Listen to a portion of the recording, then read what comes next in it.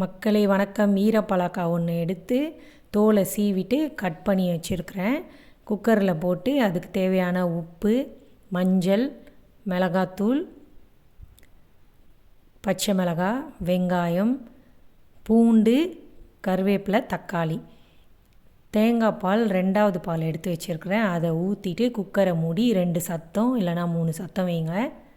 நல்லா வெந்துடும்.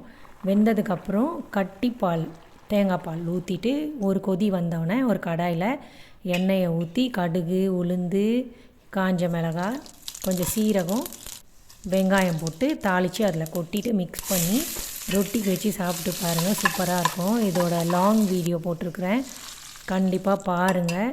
அதில் ரொட்டியும் ஈரப்பலாக்காவும் செஞ்சுருக்கிறேன். இதுதான் காலையில் சாப்பாடு. ரொம்ப நல்லா வெந்து சூப்பராக இருக்குது. சேனலை சப்ஸ்கிரைப் பண்ணிக்கோங்க. வீடியோ பிடிச்சா லைக் பண்ணுங்கள். தேங்க்யூ.